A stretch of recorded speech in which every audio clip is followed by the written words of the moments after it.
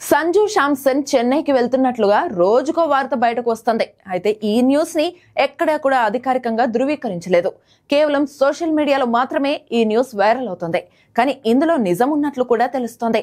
CSK యాజమాన్యం శాంసన్ ను తమ జట్టులోకి వస్తే తీసుకోవడానికి సిద్ధంగా ఉన్నట్లు తెలుస్తోంది. అంతేకాదు చెన్నైతో పాటు మిగిలిన జట్లు కూడా సంజు శాంసన్ కోసం చూస్తున్నట్లు సమాచారం. అయితే ఇక్కడి వరకు బాగానే ఉన్న సిఎస్కే యాజమాన్యానికి మరో చిక్కు ఎదురైంది. అదేంటంటే సంజు శాంసన్ కి బదులు ఎవరిని ఇవ్వాలి అనేది. ఎందుకంటే రాజస్థాన్ రాయల్స్ శాంసన్ ని 18 కోట్లకు రిటైన్ చేసుకున్నారు. ఇప్పుడు ఈ మొత్తానికి సమానమైన ప్లేయర్ సిఎస్కేలో ఎవరా అనేది తెలియట్లేదు.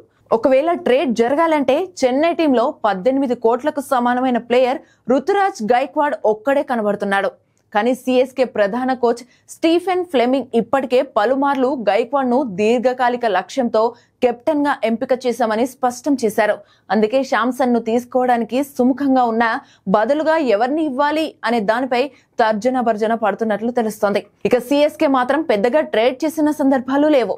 చివరిసారిగా 2021 సీజన్ కు ముందు రాజస్థాన్ రాయల్స్ నుంచి రాబిన్ ఉతప్పను తీసుకుంది. అది కూడా పూర్తిగా నగదు మార్పిడి ద్వారా జరిగిన ట్రేడ్. అయితే ఇప్పుడు ట్రేడింగ్ విండో తెరిచే ఉంది కాబట్టి సిఎస్కే అధికారికంగా ఆర్ఆర్ మేనేజ్మెంట్ ను సంప్రదిస్తుందా లేదా అనే విషయం చూడాల్సి ఉంది.